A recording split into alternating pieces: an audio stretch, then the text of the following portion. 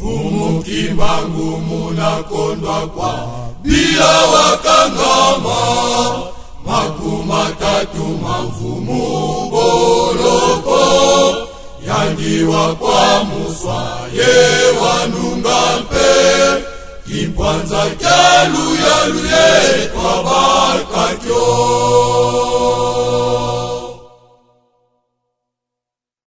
Fumu Kimbangu munakondwa kwa bila wakangama, makumatatu mavumu boloko, yandiwa kwa muswaye wanungampe, kimpwanza kyaluyaluye kwa bakatyo.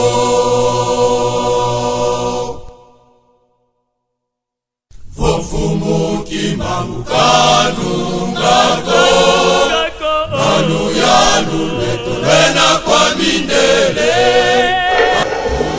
Yesemi kapjan ya dinijante tena de kumina ya simbi bya sulu ya simbi bya toto ndo babol humu nanga munsemono ya tata zambi ya pungu ya bilanga mumoyo wa Kongo kalunga walungira kwa boy da byo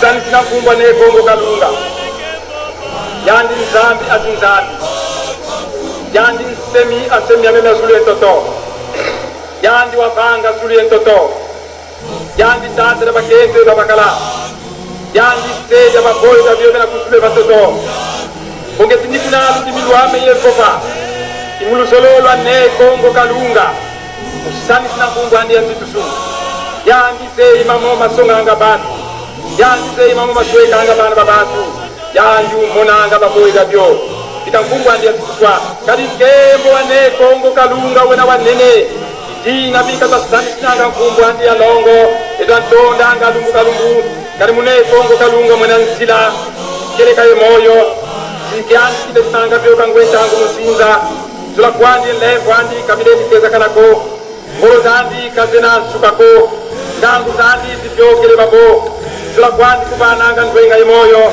meso mandi mamonanga nzayayo matu mandi mawanga mfunzo bandi binyonia moyo andi ikya kwa bana babatu ne Kongo kalunga imfumu baba vyobe na kusia toto mungu pantoto mupete kusulu ne Kongo kalunga zeitelo byandi bya swama ili mulikanga yandi mfumu baba vyobe kukwidi yandi mfumu amazai mazeye yandi kakau yana nga kusule batoto yandi msenda nga mundu tongo na mabanga mandi idina biko tatuma mananga muwamo biko wanga tinga ne Kongo kalunga ivanga ngobulwanyi zanzazo kaliboba vanga ngamapote bafika kwatu na kembo yefutisa kwa yandi mutemo ya kembo ono sina wane Kongo kalunga yafutisa kwatu na kembo kwa yandi.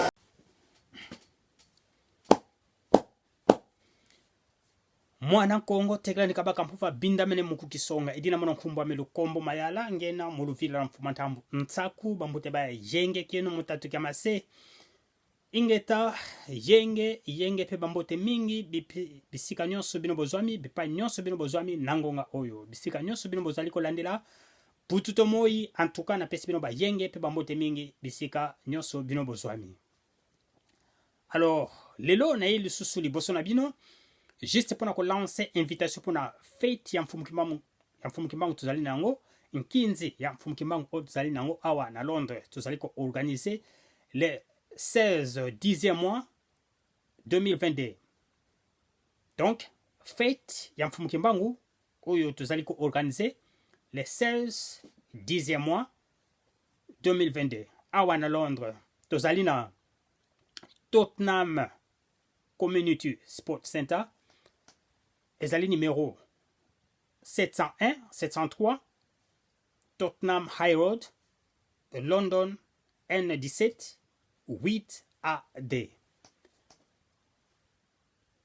Tozali ko lancer invitation na bakesa nyonso bazali awa na mboka Londres pe banzinga Londres to bisika nyonso bino bozwami oyo azali na temps ya kokoma en tout cas boyei malamu na fête ya mfumu Kimbangu parce que bakoko balobi pesa bango mukongo bango pe bako pesa mukongo pe bakufungula babikuke nyonso to baporte nyonso bafenetre nyonso ya malédiction. Alors na yango esengeli na biso kokumisaka ba-ancêtre na biso divinisé, koglorifie bango po bango bafongolela biso banzela, bafongolela biso baporte, bafongolela biso bafenetre nyonso ya bénédiction. Na yango balobi soki opesi bango mokongo, bango mpe bakopesa mokongo epi bakofongola bafenetre to baporte nyonso ya malédiction. En tout cas, baculture nyonso, tradition nyonso na mokili bakumisaka ba-ancêtre na bango divinisé. Okende na islam bakumisaka ba-ancêtre na bango divinisé. Okende na christianisme bakumisaka ba-ancêtre na bango divinisé. Okende na hinduisme bamangomba nyonso bakumisaka bakoko na bango divinisé. Na yango biso tozali koorganize fête ya monene mpona koglorifie ba-ancêtre na biso divinisé. Mokolo wana ya le 16 10e mois 2021. En tout cas boya ebele toya ebele mokolo wana tokumisa bakoko na biso divinisé po bafongola biso baporte pe bafenetre nyonso ya bénédiction.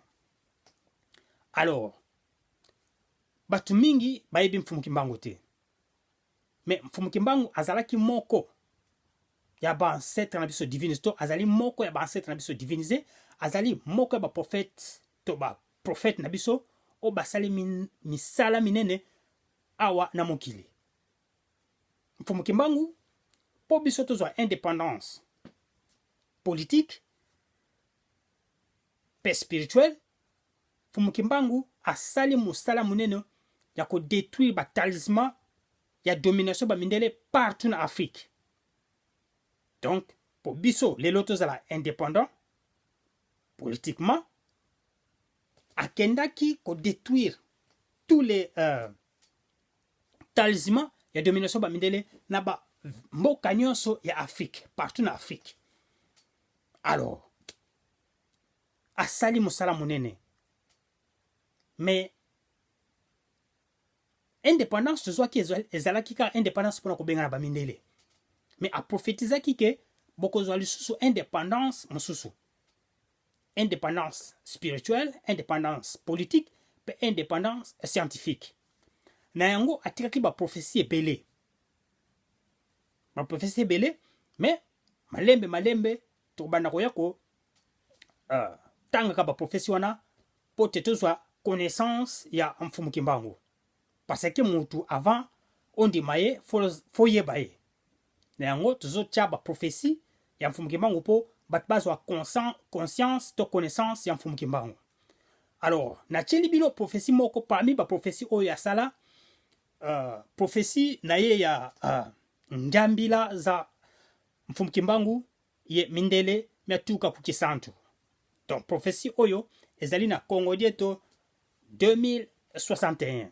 Yango natieli bino bo yoka po makambo nyonso oyo aloba ezokokisama pezo salama. Na yango natie prophétie moko parmi baprophétie oyo nyonso mfumu kimbangu asala. Mena banda koyaka toujours ko pesa bino baprophétie po bozwa connaissance no toloba ya mfumu kimbangu po koyeba grandeur ya mfumu kimbangu.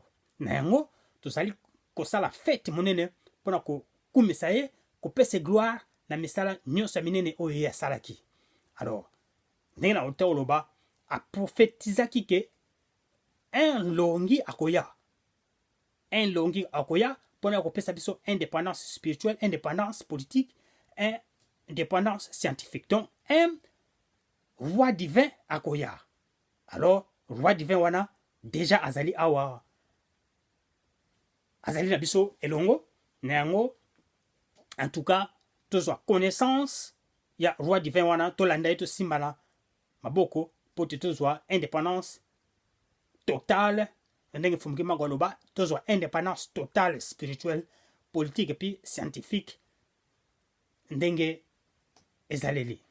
Alors émission oyo ezali émission oyo tozoya ko teya mateya bundila Congo pe kopesa message ya bundila Congo, bakotangaka bakongo dieto mosusu oyo eleka pe bakongo dieto mosusu oyo ezali kokoma masikoyo pe bakopesa mateya oyo ezali na bamikanda, pasi bamikanda ezali ebele ya bundila Congo. Alors na yango tozosala effort mpona kopesa bino message pe information to matière ya bundira Congo na émission oyo émission Bukongo Congo dieto tango nyonso tango sepe bolanda ngo tout le temps bokozwa connaissance ya bundira Congo à partir ya émission oyo pe bosala ka partage émission oyo pona ko panza matière ya bundira Congo partout na mokili. Donc yango nazo pesa susu baba yenge pe bambote mingi na bandeko onyo so ba mesani kolanda émission oyo ya Bukongo Congo dieto nyonso to tango nyonso.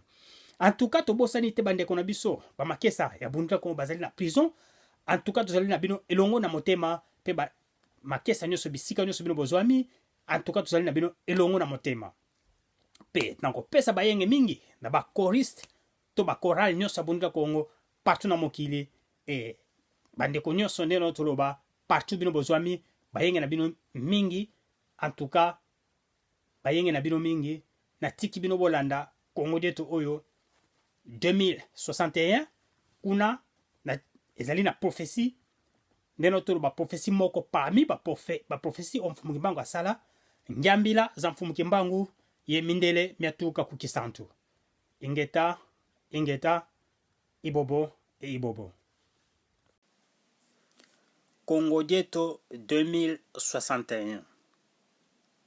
Le message du grand maître.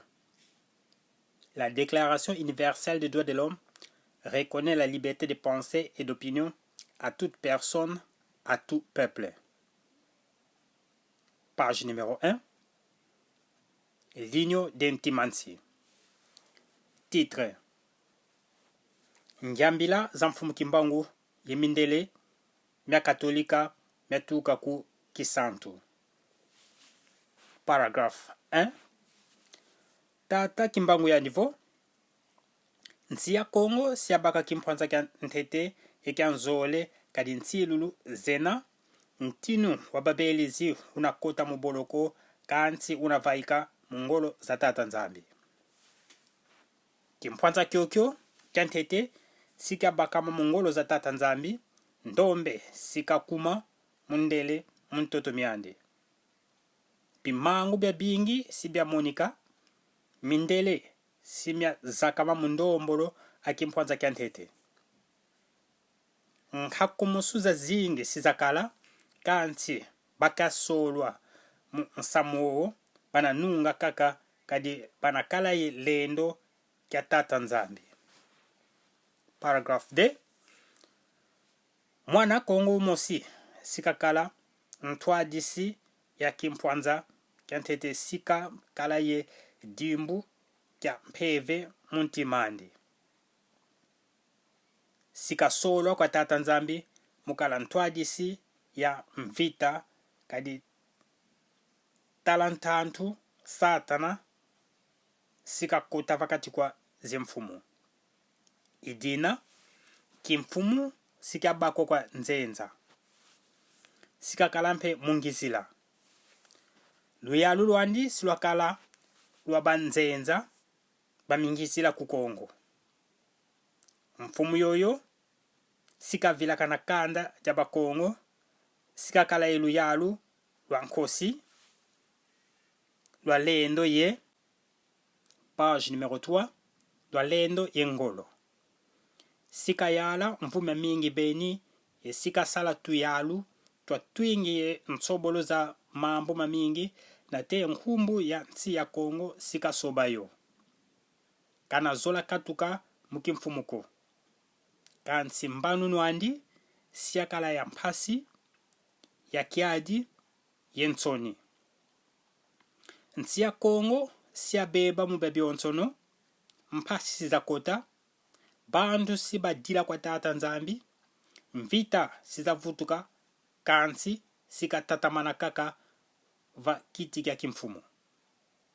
Kimvwama kya nsi ya Congo si ya kituka kya mingisila. Si basakana na mbongo bonso bazolele mfutulu za bantu zinakala za mpasi beni kimwivi sikakala kya ngolo beni. Mabundu mamingi simavila kana Kristo yebana sadila satana nkumbu ya Kristo zinzila sizabeba kansi ndilu siakala ya mbote fioti mungolo za tata nzambi. Paragraphe 3. Notez bien. Vovo miami kamilendi lutako vo mambo momo kama vanga meneko. Mono singenda kunsianda kansi siavutuka kukongo. Mindele simintosila lufwa kansi kabana nungako. Mudiodio lusadila tata nzambi mukedika kamuluvunuko kansi luna kubazaila umavanga mahu. Paragraphe numéro 4. Mvambanu yeba nzenza isavo bamingisila siakala ya mpasi beni bakya solwa musamoo sibanunga kaka mpeleko mumpasi beni kansi mungolo za tata nzambi. Mvambanu yoyo isavo kimpwanza kyanzole ntwadi si umosi sikavaika mu twadisa nsamoo kansi babingi kabana kumbwilako bafyoti kaka bana kumbwila yekunlanda. Mbadukulu andi siakala ya mpasi beni muzinkwa musu ya mabolo kombe kansi mulendo kya tata nzambi sikanunga kaka mungolo za tata nzambi. Yandi sikasala luyalu sikasonga bimangu mundombolo ya kimpwanza kyanzole mayangi enkembo kwa bana kunama. Paragraphe 5. Bamingisila ibisinsi ya Kongo sibasala kikundi yekakidila nsiyayi kansi mpamba kabana nungako kadi. Page numéro 4. Kadi nselulu zena. Kiadi beni sikakala kwa konso mwana Kongo unakakidila nsila yoyo kadi tumbu sikabaka kya mavanga mandi. Mudiodio lutata mana musambi la tata nzambi mukedika kadi ntangu buifweni lendo kya nsisi sikakala kwa ba kya solwa. Bamingisila sibakumwa mungolo bankaka sibafwa kadi bana sisa mvuilu zao za zonso. Lutoma doza yafo jana dia kedika ngendolo ya mindele mukimpwanza kya ntete siakala ya mbote beni kansi kangendolo ya mingisilako. Paragraphe 6. Ngitingila yoyo buimanisi bakya solwa sibatunga nsi bwambote ye vanga luyalu lwa mbote yensi ya Kongo siya vuvama. Vo Kongo di vuvamene mubya wonsono Afelika Afrik mpe sidia vuvama.